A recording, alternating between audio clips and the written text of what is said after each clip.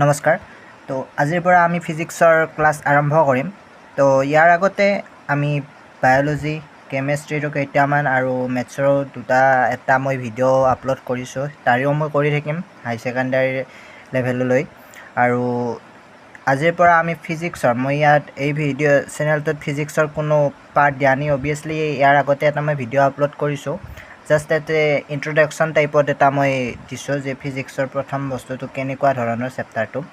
তো আজি আমি পুৰা ফাৰ্ষ্টৰ পৰা অৰ্থাৎ 1 নম্বৰ অধ্যায়টোৰ পৰা আৰম্ভ কৰিম।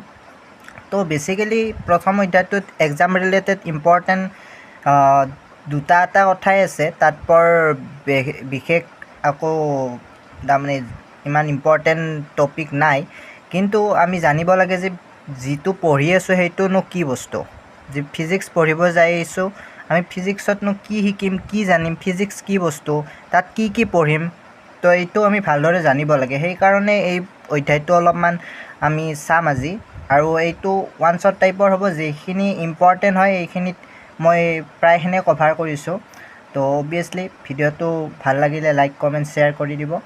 আৰু আগলৈ যিবোৰ ক্লাছ থাকিব সেইবোৰৰ নোটছ পাবলৈ হ'লে মই এটা ৱেবছাইট এটা ডেভেলপ কৰিম, য'ত মই গোটেই নোটছখিনি দি দিম। আৰু লগতে মোৰ ইনষ্টাগ্ৰাম আই ডি আৰু টেলিগ্ৰাম আই ডিৰ লগত জইন হ'ব পাৰে, যাতে যিকোনো কুৱেশ্যন বা যিকোনো হেল্প যদি এক্সাম ৰিলেটেড বা কিবা টপিকত বুজি নাপালে লাগে, সেইটো অবভিয়াছলি কৰিব পাৰিব। Let's started. তো প্ৰথম আমি গম পাইছোঁ যে ভৌতিক জগত বুলি আমাৰ প্ৰথম অধ্যায়টোত আছে, ফিজিকেল ৱৰ্ল্ড। তো প্ৰথমটো বস্তুটোৱে হৈছে বিজ্ঞান কি। আমি বিজ্ঞান পঢ়িবলৈ যাই আছোঁ, তো বিজ্ঞান কি আমি জানিব লাগিব। বিজ্ঞান কি বস্তু, তো অবভিয়াছলি আমি কিছুমান ৱৰ্ড জানো, যোনটো আমি ক্লাছ 9-10ত পঢ়ি আহিছোঁ যে বিজ্ঞান কি বস্তু। ছাপ'জ তেতিয়া তোমালোকক নিজৰ শিক্ষকে কৈছিল যে বিজ্ঞানত কি পঢ়োঁ, কি নপঢ়োঁ বা কি কৰিম। তাৰ পৰা আমি ষ্টাৰ্ট কৰিম। তো বিজ্ঞান কি বস্তু? বিজ্ঞান এটা এনেকুৱা বস্তু য'ত আমি বস্তু এটাৰ বিষয়ে অধ্যয়ন কৰোঁ। যে ছাপ'জ আমি যিকোনো এটা ফৰ এক্সাম্পল মই ধৰি ল'লোঁ যে মই শিলে পালোঁ, ঠিক আছে। শিলটো দেখাত অলপমান বেলেগ ধৰণৰ মাতে ধৰি ল'লোঁ আমি শিলটো অলপমান উজ্জ্বল, সি অলপ তাৰ ৰংটো অলপমান বেলেগ দেখুৱাইছে, যেনে হালধীয়া বা নীলা হৈ আছে। তো এতিয়া আমাৰ লগালগ মনত কুৱেশ্যন কি আহিব যে এইটো বস্তুটো কি, ক'ৰ পৰা আহিল, কিয় আহিল, আৰু কিয় এই কালাৰটো, ইয়াৰ ৰংটো বেলেগ হৈছে।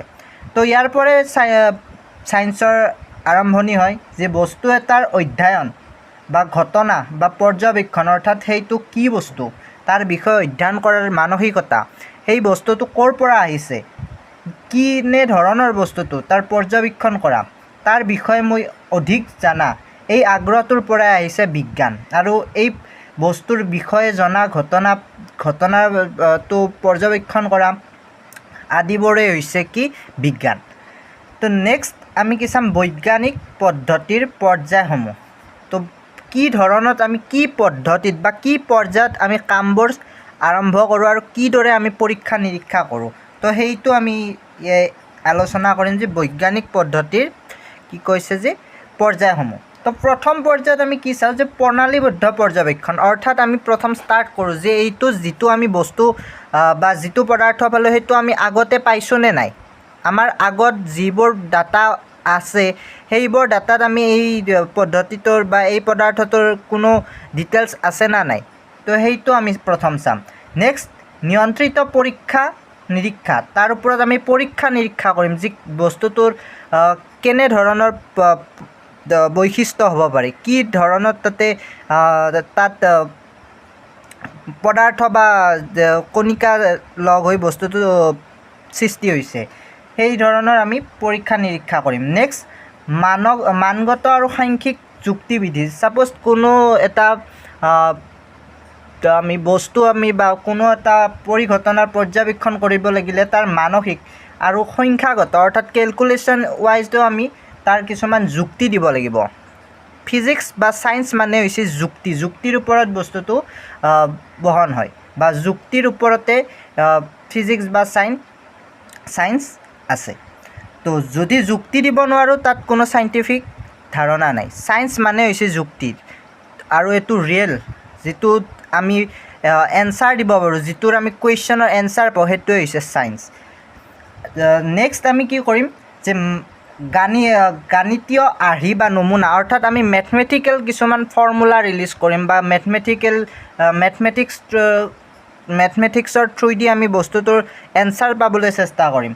নেক্সট কি সম্ভাৱনা সম্পৰ্কে ভৱিষ্যতবাণী, যি কি হ'ব পাৰে, যি কেনেকুৱা ধৰণৰ পদাৰ্থ হ'ব পাৰে বা কি ধৰণৰ আমি বস্তুটো পাব পাৰোঁ, তাৰ আমি এটা ধাৰণা কৰি ল'ম যে বস্তু এটা যে ছাপ'জ এইটো যি ফৰ এক্সাম্পল একদম ফেমাছ এক্সাম্পল কি, আমি জানো যে এলিয়েন আছেনে? আমি গম নাপাওঁ আছেনে নাই। এইটো ডাইৰেক্টলি আমি ক'ব নোৱাৰোঁ যে এইটো ফল্ছ, বা ডাইৰেক্টলি এইটোও ক'ব নোৱাৰোঁ এইটো ট্ৰু। ঠিক আছে, এইটো কোনো মিনিং নাই, কিন্তু বহুত হাইপথেটিছ আছে, যি কিছুমানে কয় যে থাকিব পাৰে, কিছুমানে কয় আছে, কিছুমানে কয় নাই, কোনোবাই কয় যে কি আছে, এলিয়েন নাথাকিলেও কিবা বেলেগ প্ৰজাতিৰ বস্তু থাকিব পাৰে বেলেগ গ্ৰহত। তো এইটো বৰ্তমান প্ৰুভ হোৱা নাই। তো গতিকে আমি ডাইৰেক্টলি ক'ব নোৱাৰোঁ যে এলিয়েন আছে, আৰু আমি ডাইৰেক্টলি ক'ব নোৱাৰোঁ যে এলিয়েন নাই। তাৰমানে এইটোৰ ওপৰত কি দিছোঁ আমি, হাইপথেটিছ দিছোঁ, কিছুমান ভৱিষ্যতবাণী কৰিছোঁ যে এনেকুৱা কিছুমান বস্তু প্ৰাণী আমাৰ পৃথিৱীৰ বাহিৰতো কিছুমান বেলেগ গ্ৰহত থাকিব পাৰে। তো এনেকুৱা আমি কিছুমান ভৱিষ্যতবাণী কৰিম। তো তাৰপিছত তাৰে ওপৰত কি হ'ব, পৰীক্ষা নিৰীক্ষা হ'ব। তাৰে ওপৰত আমি যদি প্ৰুফ পাওঁ তেতিয়া বস্তুটো যে সত্য সেইটো আমি গম পাম, যদি নাপাওঁ সেইটো ফল্ছ। তো এলিয়েন থকা বা এলিয়েন আছেনে নাই এইটো বৰ্তমান আমি কি গম নাপাওঁ। তো আমি নাই বুলিও ক'ব নোৱাৰোঁ, আছে বুলিও ক'ব নোৱাৰোঁ। গতিকে এইটো বহুত ডাঙৰ পৰ্যায়। তো নেক্সট আমি চাম পদাৰ্থ বিজ্ঞানৰ পৰিসৰ আৰু ইয়াৰ শিকাৰ আনন্দময় উত্তেজনা। অৰ্থাৎ পদাৰ্থ বিজ্ঞানৰ পৰিসৰ ক'লৈ আছে, এই শিকাৰ কাৰণে কি আমি ইচ্ছুক হ'ব লাগে বা কিনো ইয়াত আনন্দৰ কথা আছে। চ' পদাৰ্থ বিজ্ঞানত মাইক্ৰৰ পৰা ক্ষুদ্ৰ পদাৰ্থৰ পৰা বৃহৎ ডাঙৰ পদাৰ্থলৈ ইয়াত অধ্যয়ন কৰা হয়। তো মাইক্ৰস্কপিকৰ পৰা মেক্ৰস্কপিকৰ সকলো পদাৰ্থবোৰ পদাৰ্থ বিজ্ঞানত আমি অধ্যয়ন কৰিম। ইয়াত আমি ক্লাছিকেল ফিজিক্স আৰু কোৱাণ্টাম ফিজিক্স, ক্লাছিকেল ফিজিক্স থাকিব, মেকানিক্স পঢ়িম, আমি বল বিজ্ঞান পঢ়িম, বিদ্যুৎ গতিবিজ্ঞান পঢ়িম, আলোক বিজ্ঞান, অপটিক্স, বিদ্যুৎ গতিবিজ্ঞান, ইলেক্ট্ৰডাইনামিক্স, তাপ গতিবিজ্ঞান, থাৰ্মোডাইনামিক্স, কোৱাণ্টাম থিয়ৰী, এটমিক ফিজিক্স, পাৰমাণৱিক পদাৰ্থ বিজ্ঞান, নিউক্লিয়াৰ পদাৰ্থ বিজ্ঞান, নিউক্লিয়াৰ ফিজিক্স, এই সকলোবোৰ আমি পদাৰ্থ বিজ্ঞানত অধ্যয়ন কৰিম। তো মই ক'লোৱে পদাৰ্থ বিজ্ঞানত একদম সৰুৰ পৰা একদম বৃহৎ ডাঙৰলৈ পদাৰ্থবোৰ অধ্যয়ন কৰা হয়। চ' চাবলৈ গ'লে সেয়াও এটা বৰ ডাঙৰ ইণ্টাৰেষ্টিং পইণ্ট যে আমি একদম চকুৰে মনিব নোৱাৰা পদাৰ্থ আমি ফিজিক্সত অধ্যয়ন কৰোঁ, আৰু যিটো আমি চকুৰে দেখিব পাইছোঁ সেইবোৰো আমি অধ্যয়ন কৰোঁ। তো নেক্সট পদাৰ্থ বিজ্ঞানৰ বৰঙণি। আমি জানো পদাৰ্থ বিজ্ঞানত বিভিন্ন চাইণ্টিষ্টে বিভিন্ন সময়ত বিভিন্ন বৰঙণি আগবঢ়াইছে। স্পেচিয়েলি আমাৰ মনত চায়েন্স বুলি ক'লে নাম আহে নিউটনছ, আৰু নিউটনছৰ নাম আমি চায়েন্স বুলি ক'লে গম পাওঁ যে নিউটনছ, ছাৰ আইজাক নিউটনছৰ নাম লগালগ আমাৰ মনলৈ আহে। নেক্সট আইনষ্টাইন আহে, নেক্সট গেলিলিঅ'। তো এইবোৰৰ নাম আমি জানো সৰুৰ পৰা ডাঙৰলৈ, আজিকালি সকলোবোৰে জানে যে নিউটন কোন আছিল, আইনষ্টাইন কোন। তো এই সকলো মহান বিজ্ঞানীসকলে আমাৰ ফিজিক্সত বিভিন্ন অৱদান আগবঢ়াই গৈছে। আমি অকল নিউটন আৰু আইনষ্টাইনৰ কথা ক'লেই নহ'ব, বিভিন্নজনে বিভিন্ন অৱদান আগবঢ়াইছে। ফৰ এক্সাম্পল ৰাদাৰফৰ্ড, নিলছ বৰ, আমাৰ ইণ্ডিয়াৰে সত্যেন্দ্ৰনাথ বসু, তাৰপিছত মেঘনাথ সাহা, এই সকলোবোৰে বিভিন্ন, আৰু এজন আছে জগদীশ চন্দ্ৰ বসু, আমাৰ ইণ্ডিয়াৰে হয়। তো এই সকলোবোৰে বিভিন্ন অৱদান আগবঢ়াই গৈছে। তো ইয়াৰ লগতে আৰু বহুতো আছে য'ত আগবঢ়াই গৈছে, এছ চন্দ্ৰশেখৰ। তো তেনেকুৱা বিভিন্ন চাইণ্টিষ্টে বিভিন্ন আৱিষ্কাৰত অৰিহণা যোগাই গৈছে। নেক্সট আমি চাম আৰম্ভ কৰিম বুনিয়াদী বলসমূহৰ কথা। তো এইটো এক্সাম ৰিলেটেড বৰ ইম্পৰ্টেণ্ট হয় আৰু ইয়াৰ ওপৰত বেষ্ট কৰি কুৱেশ্যন 1 মাৰ্কৰ কুৱেশ্যন সুধিব পাৰে। চ' আমি প্ৰথম ষ্টাৰ্ট কৰিম মহাকৰ্ষণীয় বলৰ পৰা। চ' মহাকৰ্ষণিক বলৰ বিষয়ে ইতিমধ্যে তোমালোকে ক্লাছ 9ত ভাল পঢ়ি আহিছা যে মহাকৰ্ষণিক বল কি বস্তু আৰু ই ক'ত থাকে। চ' আমি চিম্পুল ক্লাছ 9ত 10 নম্বৰ অধ্যায়ত আমি পঢ়িছিলোঁ যে বিশ্বজনীন বল বুলি। চ' বিশ্বজনীন বলনো কি এনেকুৱা পাইছিলোঁ। চ' আমি তাতে পঢ়িছিলোঁ যে দুটা বস্তুৰ মাজত যি এটা বল এটা আছে সেই বলটোকে কৈছিলোঁ আমি বিশ্বজনীন বল বা মহাকৰ্ষণিক বল।